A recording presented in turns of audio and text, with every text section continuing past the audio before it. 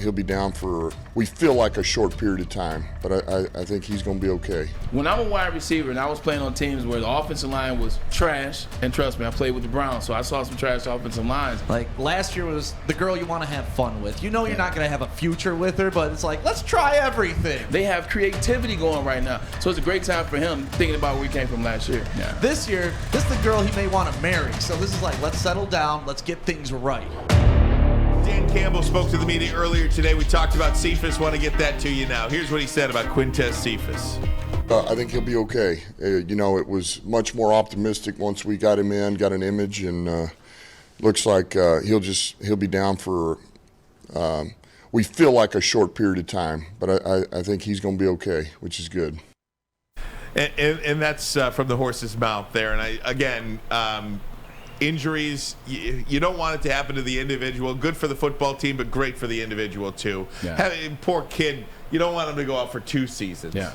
So it's good to see that. It's good to see Quintez Cephus will be back where there's optimism. So I'm excited to see that because I'm very high on him. Like I always tell you, I've been high on him since he was at Wisconsin. But just kind of going back to what we were talking about in terms of the offensive line kind of being together, them being the strength and the anchor of the offensive side of the ball, and maybe the anchor for the whole team in general. I talked about the running game, DeAndre Swift not getting touched for 4 yards and what that creates in his mind and what that opens up for the home run. Talked about Jared Goff getting some confidence. Now he's confident that he can sit back there and not have to worry about taking the sack, not have to worry about pressure up the middle. And now he's fumbling the ball because he has small hands. You know what it also creates? Oh, you see I slid that in there? It smells like cabbage. I don't know what to do with my hands. The other thing that it creates is shots down the field. That's what people want to see. When I'm a wide receiver and I was playing on teams where the offensive line was trash, and trust me, I played with the Browns, so I saw some trash offensive lines, or I saw some bad quarterbacks. Or you see quarterbacks that may be okay, but they don't trust the offensive line. So they're legitimately folding super fast, or they're throwing the ball away too fast, or they're throwing it to the check down before you get a chance to let the play. Well, you even see that happen to good quarterbacks. When is Tom Brady his least effective? When he's constantly under pressure. Look what happened to Pat Mahomes in the Super Bowl. Why did they lose? They were on his ass. Look with Tom Brady. Look what happened. Language. Look what happened to Tom. Butt.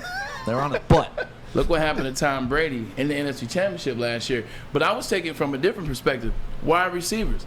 If I'm a wide receiver and I'm tired of running this 50-yard post route or this go route, when I know that the quarterback's getting sacked, I know the quarterback's going to be on the ground. When I turn around and look for the ball, I'm looking up here, and the quarterback's on the ground. So now what does that do to wide receivers? And it is a natural thing. It is not just some wide receivers. Start running routes all the way. You start shortening up routes. You start looking too soon because you're expecting to see the sack. And 8 times out of 10, you're correct, but those 2 times that you aren't, now the ball's over your head and it's in a perfect place because, oh, by the way, 1 out of 9 times they got the throw or they got the protection right. So it allows wide receivers to stay in the mindset the whole game that, I have time to break this guy down. Why do you think Justin Jefferson's so good? Jamar Chase is damn good. But it allows you to break the defender down and take your time with a route. Braylon, I've been waiting to ask you this since 8 o'clock this morning, actually. Wow, Dan Campbell. It is in regards to Dan Campbell. He said today, and I'm paraphrasing right now, I love where this team is. Offensively, defensively, schematically, I love where we are right now. And I can't remember a football coach talking so glowingly about his team this early in training camp. Is that a good thing or is that a bad thing? If it's accurate, should we raise our level of expectation? Is he giving the team confidence or could it be something else? Or are these guys just that good right now? I think we should keep our level of expectation where we have it. Like if you guys have it around the 7 to 10 thing, and we'll get to talking later, I got it around the 7 to 10 thing. If that's where your expectation is, leave it there. But the reason why you see the change in Dan Campbell is because when he was in training camp last year, he didn't see this out of this team. He knew he was in for an uphill fight the whole way. He knew this was going to be an interesting team. He knew it was going to be a struggle. He talked about it last year. He said, hey, we'll be good in 3 years. He talked about it last year. So for him to see his team go from 3-13-1, to see the moves that they made in the offseason, see the moves they made in the draft, to see the cohesion the guys brought together, see how they're kicking it, how they're bonding together. They're all over the country working out together. And he sees it changing before his very eyes. And he's excited. He has every right to be, because this ain't the team from last year. This isn't the team where you thought they may go 0-17. Then you really thought they were going 1-16 for sure. He's looking at his team and he's saying, I see the future.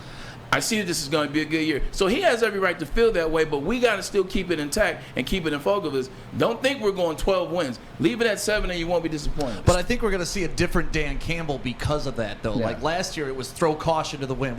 I'm not going to win with these guys anyway, so let's go for it almost every fourth down. Let's run the trick plays. Let's try to be deceptive. This year, I think he's going to be more authoritative in his play calling. Like, hey, we know what we have. Let's just march forward on these guys. So, I like to equate it to, like last year was the girl you want to have fun with. You're not going to have a future with her, but it's like, let's try everything. Yeah. This year, this is the girl he may want to marry. So this is like, let's settle down. Let's get things right.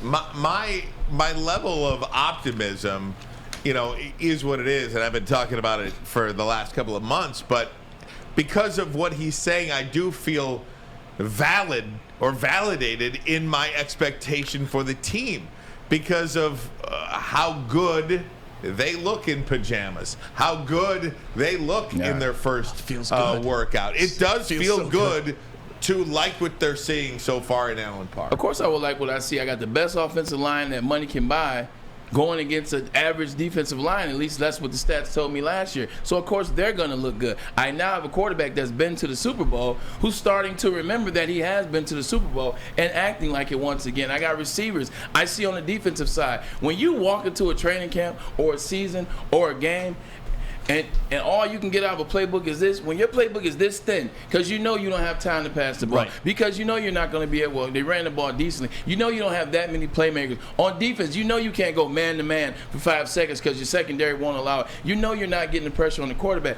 That's tough. That is a tough feeling, so you act accordingly, like my man Stick said. But when you walk into training camp, and you can walk into a game, and your playbook is this thick, you're like, okay, cool. Who we got? We got Philly. All right, it's gonna be a tough team, but I see us being able to stretch this guy out. Right. We can add some little nuances and some wrinkles, as they like to call it, for T.J. Hockenson. Oh, don't forget about DJ Sharp. You know what I'm saying?